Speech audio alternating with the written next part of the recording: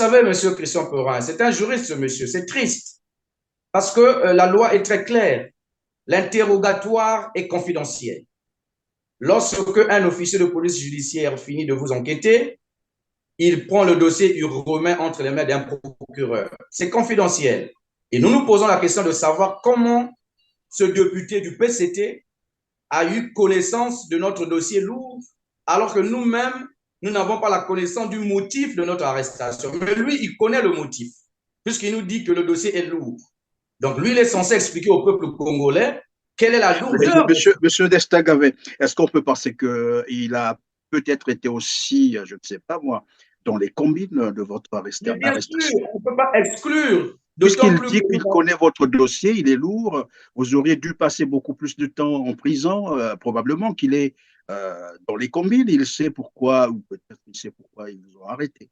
c'est ça la gravité des faits. En fait, il ne comprend pas la gravité de ses faits, de ses propos. Lorsqu'il déclare que le dossier il est lourd, ça veut dire qu'il a eu connaissance du dossier. Mais lui, comment un membre du PCT, député du PCT, membre du bureau politique du PCT, peut avoir la connaissance d'un dossier qui se trouve entre les services de renseignement? Donc, on peut conclure qu'il s'agit d'un complot. Il s'agit d'un complot bien monté. Un complot bien monté, mais qui n'a pas abouti par la mobilisation des compatriotes congolais, par la mobilisation des médias nationaux et internationaux, par la mobilisation de notre parti politique. Et à la fin, ils se sont sentis coincés dans leur complot et ils étaient obligés donc de laisser tomber. Donc, on est surpris de voir un parlementaire, en plus un parlementaire du PCT, membre du bureau politique du PCT, venir dire devant un plateau de télévision que le dossier était très lourd, les services de renseignement ont usé de la largesse à cause de l'immaturité de l'acteur politique. Mais c'est triste et très criard.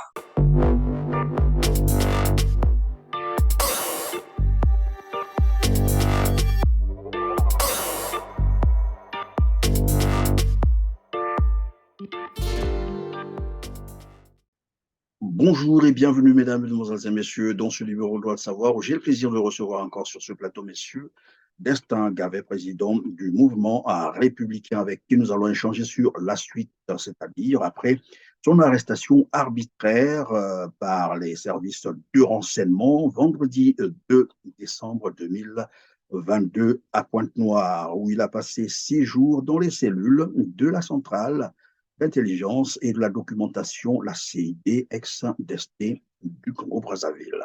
Mesdames, Messieurs, si vous nous rejoignez pour la première fois sur TLR TV, soyez donc les bienvenus et merci d'avoir fait ce choix. Moi, c'est Christian Perrin et je vous invite d'ailleurs à liker, à partager cette émission pour nous aider à parfaire notre référencement. Mais surtout, ne manquez pas de vous abonner pour être prévenu de toutes nos prochaines productions.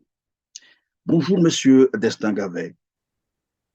Bonjour, Monsieur Christian Perrin. Bonjour à tous les abonnés de TLR TV à travers le monde entier.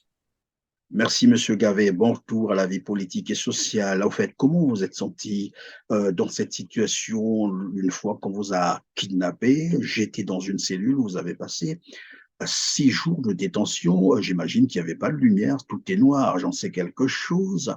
Mais surtout, à l'idée de savoir si vous pouvez vous en sortir lorsqu'on sait que le général Jean-Marie Michel Mokoko et le député André Okomisal, c'est bien d'autres jeunes Congolais aussi. Hein. Ils croupissent depuis pratiquement 7 ans des prisonniers d'opinion. Comment vous vous êtes senti dans cette situation-là, quand vous étiez dans la cellule? Bon, Monsieur Christian Perrin, ce qu'il faut dire, c'est que je me suis senti d'abord indigné d'être un citoyen congolais et de constater que l'État, à travers ses services, a du mal à respecter la loi. C'est-à-dire qu'il n'est pas mauvais d'arrêter un citoyen, mais nous devons toujours faire référence à notre loi fondamentale, donc la Constitution du 25 octobre 2015, qui a fait couler le sang de beaucoup de Congolais. Donc nous sommes censés de respecter cette Constitution pour au moins la mémoire des victimes de cette Constitution. Donc, la loi est très claire, monsieur Christian Perrin. Si vous prenez l'article 9 de la Constitution, il est dit que aucun citoyen ne peut être privé de liberté sans raison. Lorsque vous prenez l'article 11 de la même Constitution, il est dit que lorsqu'un citoyen congolais est arrêté, on doit le notifier à l'instant T le motif de son arrestation. L'article 25 de la Constitution est très clair. Aucun citoyen congolais ne peut être arrêté pour ses opinions. Et enfin, l'article 50 de la Constitution est très clair aussi en disant tout citoyen congolais est censé respecter la Constitution. Donc, à travers les 4 articles que je venais de citer, nous avons constaté que toute cette procédure a été biaisée. Donc, on pouvait conclure qu'il s'agissait bien d'une arrestation arbitraire, parce que cette arrestation n'a pas obéi à la loi de la procédure en matière de procédure pénale, c'est-à-dire une convocation ou bien une invitation, on notifie le motif et on vous arrête. Donc, j'étais indigné de constater que les agents, les OPJ, qui sont censés avoir la connaissance élémentaire du droit, ont tout simplement brillé dans l'illégalité et ils m'ont pris sans me signifier pourquoi j'ai été arrêté. Ils m'ont entendu sous procès verbal et enfin, ils m'ont mis en garde à vue. Donc, j'étais dans une cellule pendant 6 jours et à la fin, c'est pour dire, vous pouvez rentrer chez vous. Donc, c'est une indignation tout simplement de voir que notre pays recule en matière de droits humains alors que nous sommes signataires de plusieurs conventions internationales en matière de droits de l'homme. Oui, mais comment vous vous êtes senti lorsque vous étiez dans la cellule? Monsieur Perrin, je me suis senti, bon, vous savez, l'avantage qu'on a, c'est que nous savons le combat que nous menons et nous savons très bien dans quel pays nous exerçons. Avoir un parti qui se trouve à l'opposition au Congo-Brazzaville n'est pas chose aisée. Connaissant les restrictions à propos des libertés individuelles qui existent au Congo. Donc, lorsqu'on fait de la politique au Congo, on ne peut pas être surpris d'être pris dans ces conditions-là. D'autant plus que le respect de la loi, le respect du droit n'est pas encore d'actualité dans notre pays. Donc, je me suis senti, voilà, je me suis senti un peu étrange parce que pour moi, on pouvait tout imaginer du Congo, mais de là, vivre encore de telles actions, surtout qu'il s'agit d'un président d'un parti politique légalement constitué. Vous voyez que y a quand même, vous imaginez, pour vous, pour ceux qui sont en France, qu'un Jean-Luc Mélenchon est pris dans la rue, voilà, sans pourtant qu'on lui notifie pourquoi il a été arrêté. Une Marine Le Pen qui est prise dans la rue comme ça. Vous voyez un peu la dimension de ce que j'ai ressenti lorsque donc j'ai subi cette violation de notre droit. Mais j'étais très serein. Je m'inquiétais beaucoup plus des militants et sympathisants de mon parti. Je m'inquiétais beaucoup plus de la réaction du peuple congolais. D'ailleurs, au niveau de Dolisie, les jeunes ont prévu marcher. Ils ont promis beaucoup de choses. Donc, c'est pour dire que j'étais beaucoup plus inquiet parce que nous prenons la paix, mais nous ne devons pas être de ceux-là qui peuvent mettre en péril la paix chèrement acquise avec le prix du sang des citoyens congolais. Alors, monsieur Destin Gavet, maintenant que vous avez retrouvé la liberté, bien entendu, je ne sais pas si on vous a notifié réellement de quoi vous reprochez tant. Est-ce qu'on vous a dit quelque chose là-dessus? Sinon, vous-même, qu'est-ce que vous pressentez? Qu'est-ce qui a dû être à l'origine de votre enlèvement, s'il faut le dire comme ça? Bon, mais monsieur Perrin, vous savez, généralement, lorsque quelqu'un est interpellé, c'est souvent à travers le procès verbal qu'on peut avoir une certaine idée autour des motifs, même si on ne vous le mentionne pas directement. Mais lorsque vous êtes entendu sur procès verbal, la quintessence des questions peut déjà vous donner une idée de quoi il s'agit. Et 70% de mon interrogatoire a tourné autour de la question des prisonniers politiques. Donc, je ne dis pas, puisque on ne m'a pas mentionné officiellement le motif, mais je peux conclure que c'était une arrestation liée à des opinions politiques. Parce que, comme vous le savez, mon parti politique, le Mouvement républicain, a lancé depuis le 19 novembre 2022, pardon, à Brazzaville, lors d'une conférence de presse, une campagne en faveur de la libération des prisonniers politiques, où nous avons lancé des pétitions en ligne et des pétitions sur place ici au Congo. Et donc, pendant que j'ai été arrêté, effectivement, j'étais donc dans l'exercice de mes fonctions de président du Mouvement républicain puisque je me rendais, j'étais dans une imprimerie pour retirer les t-shirts et les casquettes à propos de la campagne sur la pétition des prisonniers politiques. Donc, je peux conclure qu'il y a un lien, il y avait un lien direct avec mes activités politiques, notamment la question des prisonniers politiques, parce que cette question-là est revenue maintes et maintes fois lors de cet interrogatoire. Puisque vous parlez de votre parti politique, le mouvement républicain, avec les activités que vous avez dû déjà mener, curieusement, on entend déjà dire, et ça nous l'avons suivi sur une quelconque chaîne de télévision, où les gens se posaient la question, mais est-ce que réellement Destin Gavet est un politique? Bon, vous savez, monsieur Christian Corin, lorsque des gens qui sont censés être des représentants du peuple se lâchent dans les médias publics en racontant du n'importe quoi, vous savez, on n'est pas surpris de cette façon de faire. C'est même l'ADN du Parti congolais du travail. Et lorsque ça vient d'un membre du bureau politique de ce parti, nous ne sommes pas surpris. D'autant plus que ce membre est un parlementaire. Il est censé connaître les règles élémentaires de droit, d'autant plus que c'est un juriste. Donc, lorsque quelqu'un sur un plateau de télévision nie que le président du mouvement républicain n'est pas un homme politique, nous nous posons la question de savoir pour lui qu'est-ce qu'un homme politique. Nous avons signé en 2021 un accord de gouvernement avec l'UDH-UKI et avec le président Guy Parfait, que là passe son âme, qui est sorti d'ailleurs deuxième de cette élection. Nous avons participé à l'élection législative et locale de 2022. D'ailleurs, le mouvement républicain a eu des élus. Nous animons notre parti. Nous sommes reconnus par l'État. C'est ce monsieur qui ignore, qui nous traite de ne pas être des politiques. Mais ce même monsieur a travaillé au ministère de l'Intérieur, ce ministère qui délivre des récépissés.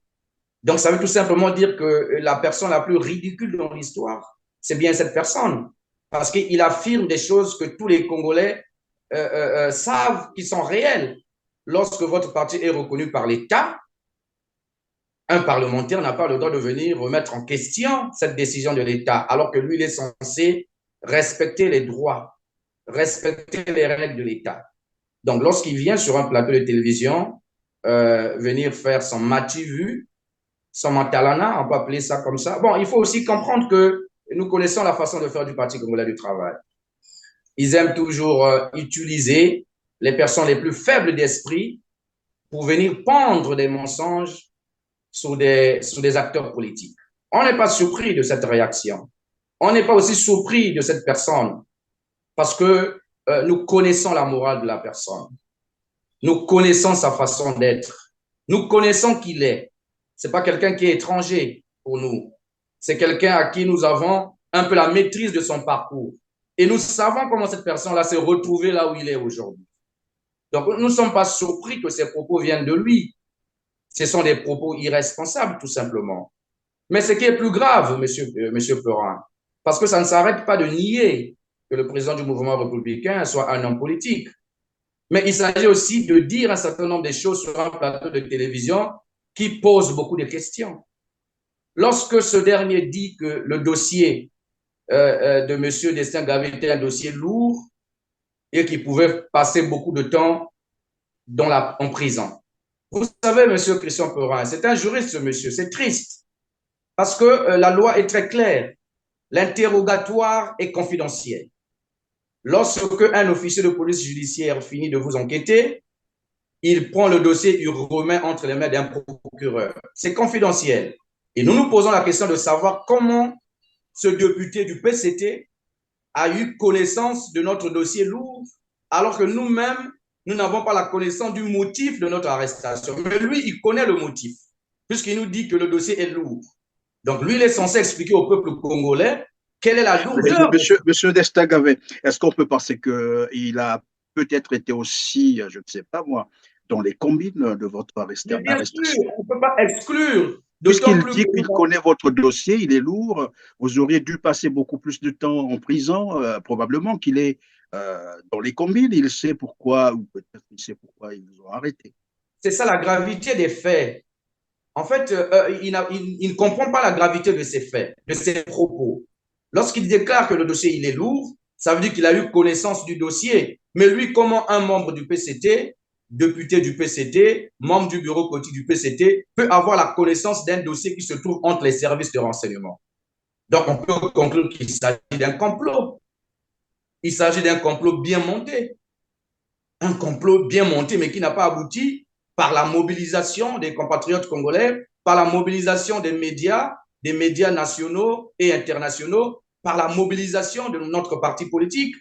Et à la fin, ils se sont sentis coincés dans leur complot et ils étaient obligés donc de laisser tomber parce qu'ils ont compris qu'il n'y avait rien qui pesait contre nous.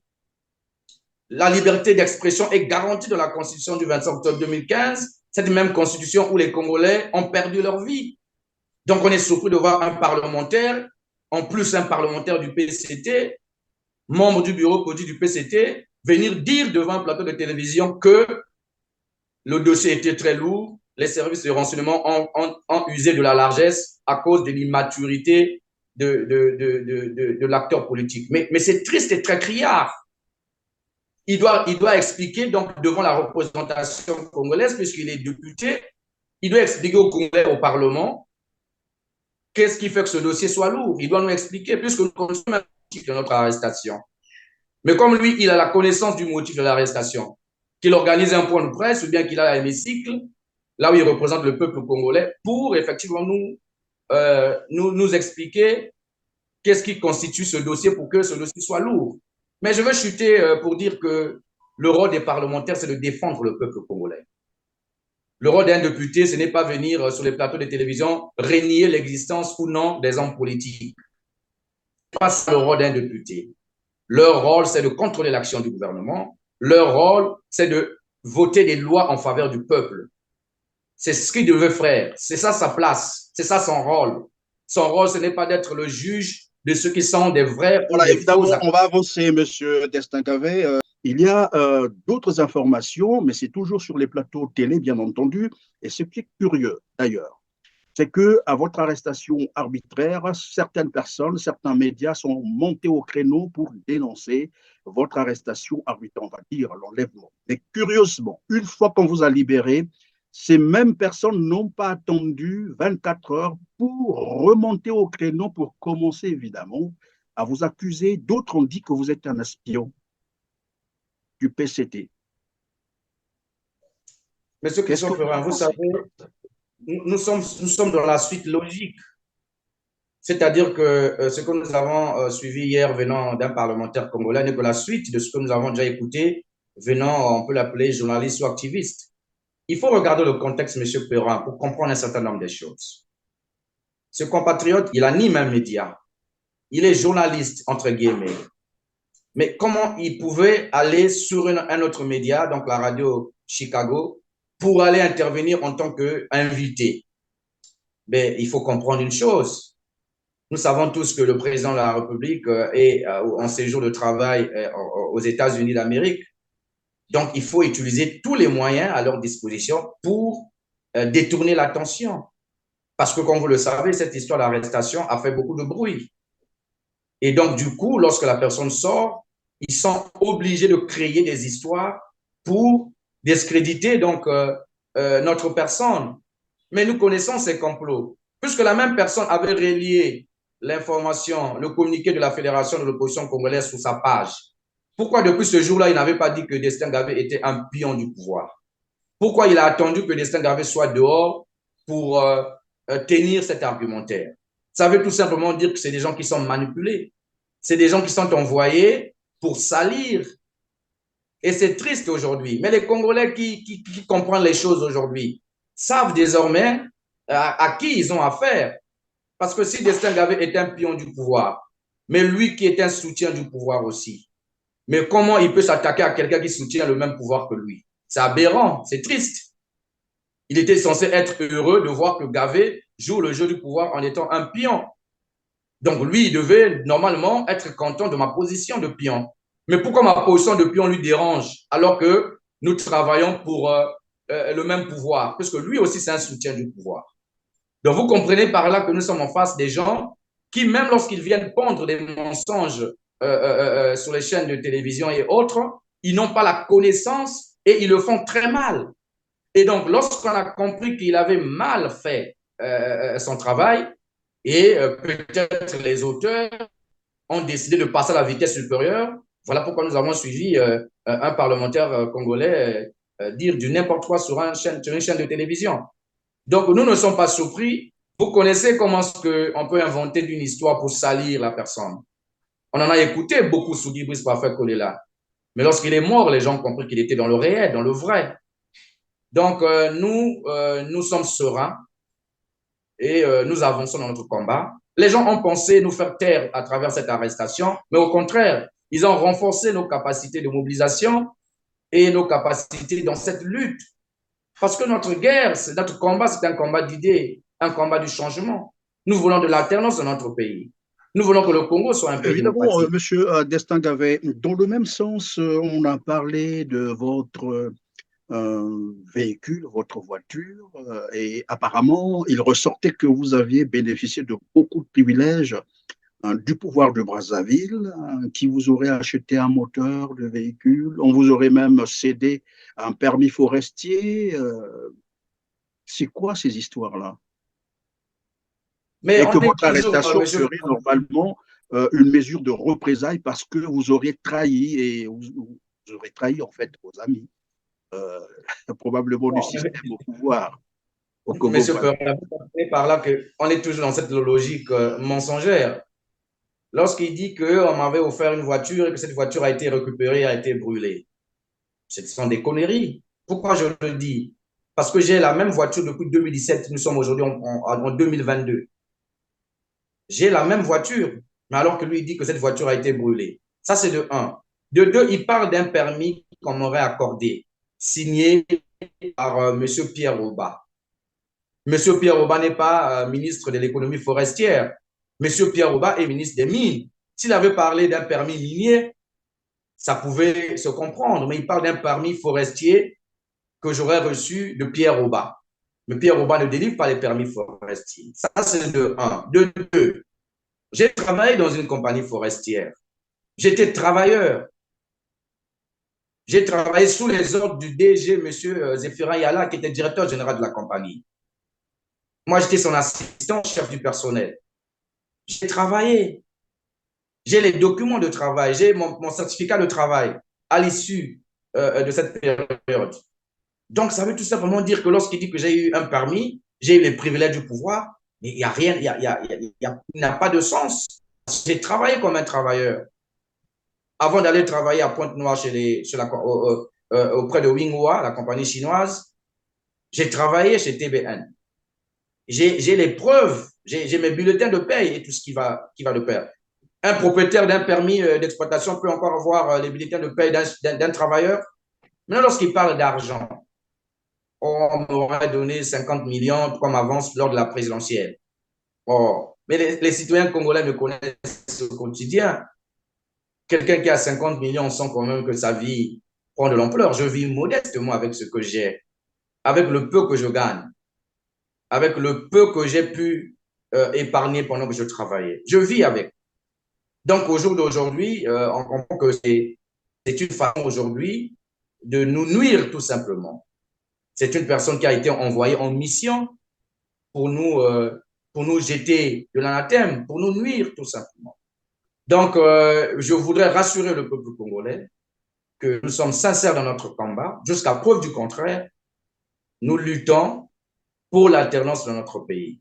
Et nous n'allons pas nous laisser distraire par les oiseaux de mauvaise augure qui n'ont rien à proposer aux Congolais, des gens qui ont échoué dans la gestion de l'État pendant plus de 40 ans et ils veulent s'accrocher sur notre personne alors que l'échec de leur gouvernance est très criard et connu de tous les Congolais.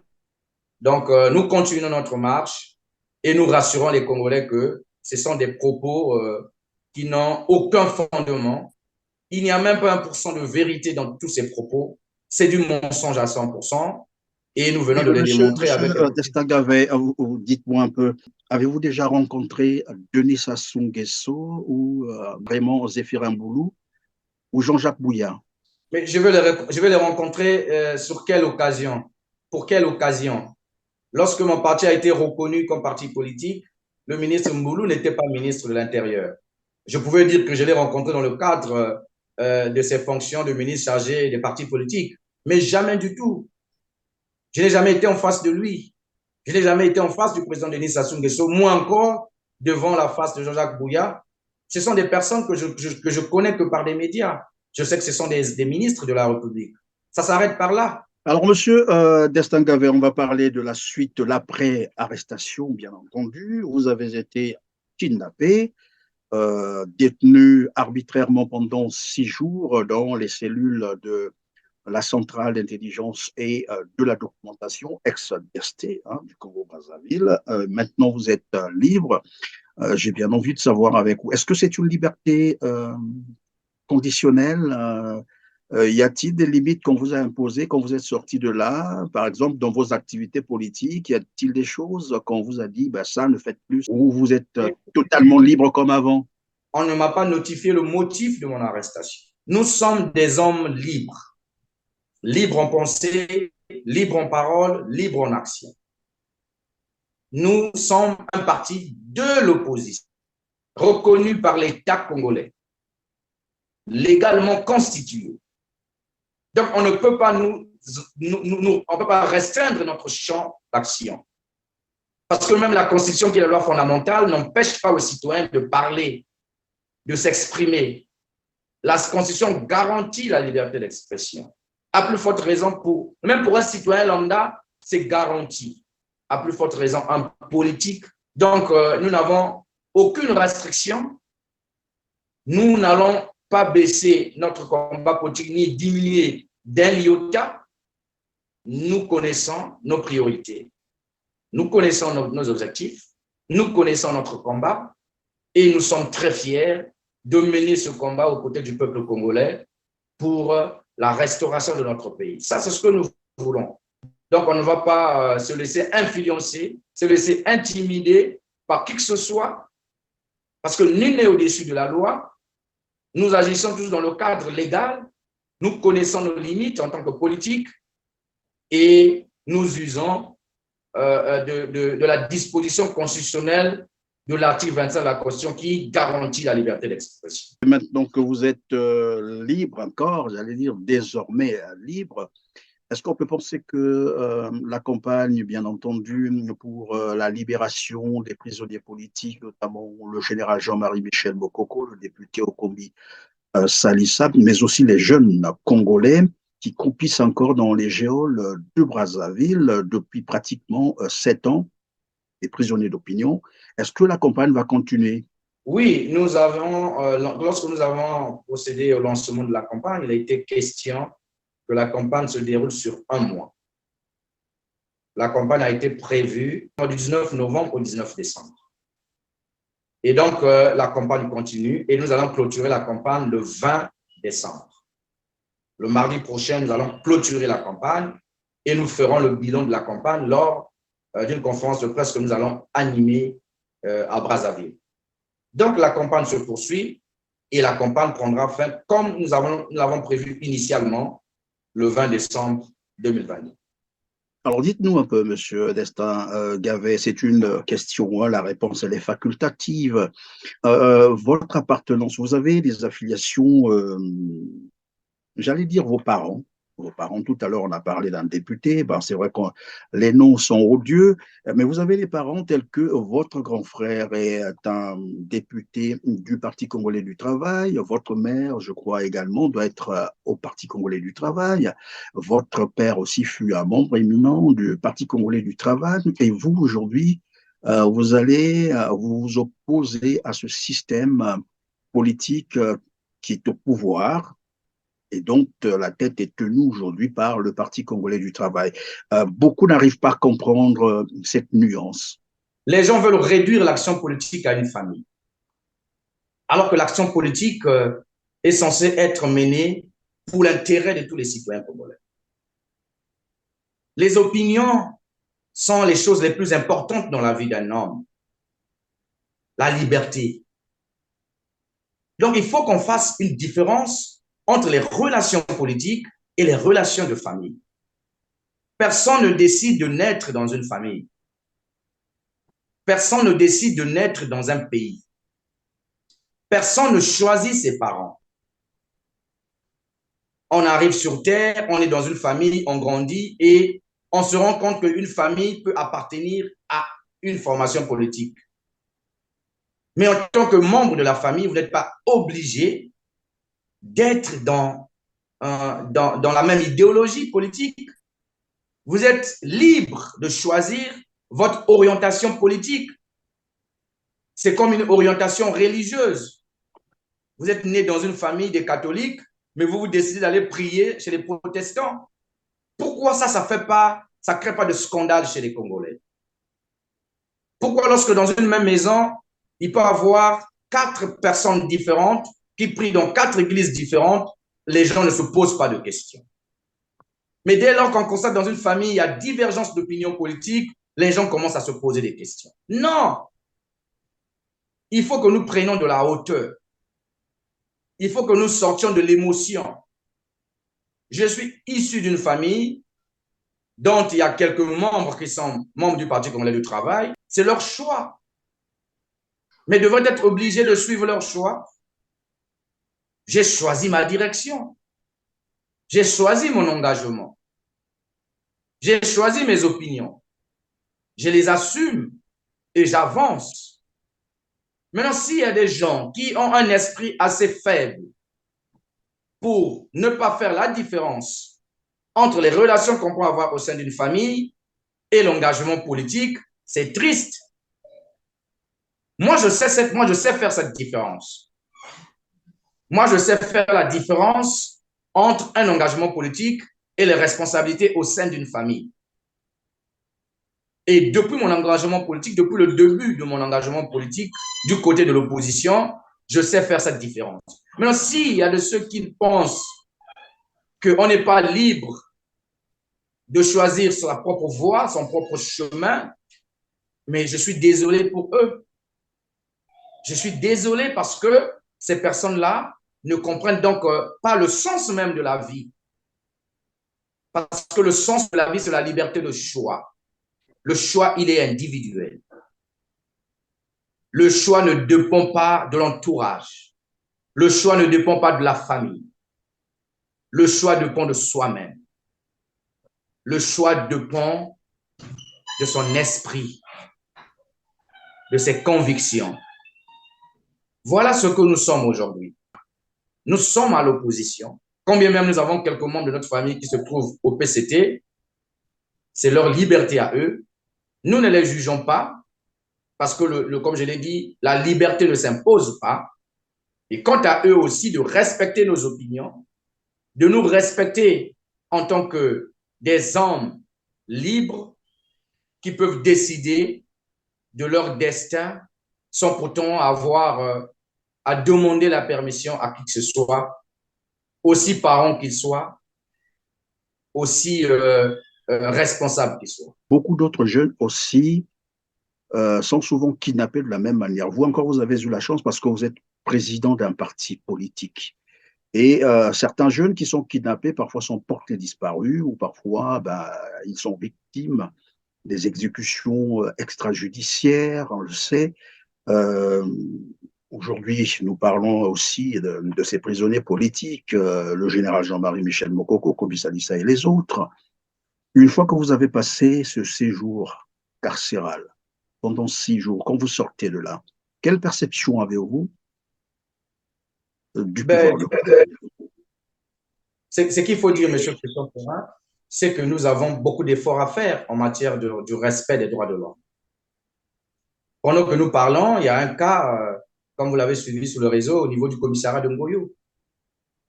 Donc, il faudrait qu'on arrive à être dans les standards internationaux, dans le cadre du respect des droits de l'homme. Donc, j'ai dit tout à l'heure que le Congo était signateur de plusieurs conventions. Nous constatons que dans notre pays, il y a toujours du recul en termes de droits de l'homme. Voilà pourquoi nous voyons aujourd'hui des organisations de la société civile, l'OCDH, le CAD, montent au créneau pour dénoncer Il y a eu beaucoup de rapports dans ce sens qui ont mentionné beaucoup de cas, plus d'une centaine de cas contraires à la loi. Donc, lorsque moi, en tant que président d'un parti politique, je vis ce genre de choses, comme vous l'avez mentionné d'ailleurs, je suis en mal de penser comment les autres jeunes, sinon les autres citoyens congolais qui ne sont pas connus, sont enlevés, sont torturés, parfois sont exécutés. Le mode opératoire reste le même. Il faut se dire que nous avons eu la rapidité d'alerter les médias, d'alerter l'opinion de notre arrestation. Mais on ne sait pas ce qui pouvait arriver. On pouvait craindre le pire. Donc, on dit souvent, lorsque vous vous retrouvez dans une situation, vous avez désormais toute la largesse de voir en long et en large la question, de voir le contour de la question. Donc, au jour d'aujourd'hui, après avoir vécu moi-même ces faits de violation des droits de l'homme, ces faits de violation du droit congolais, ces faits de violation du droit international, puisque le Congo est signataire de la Convention internationale des droits de l'homme. Donc, ça veut tout simplement dire que quand vous vivez ça, vous avez une autre appréhension, vous avez un autre regard désormais de ces questions.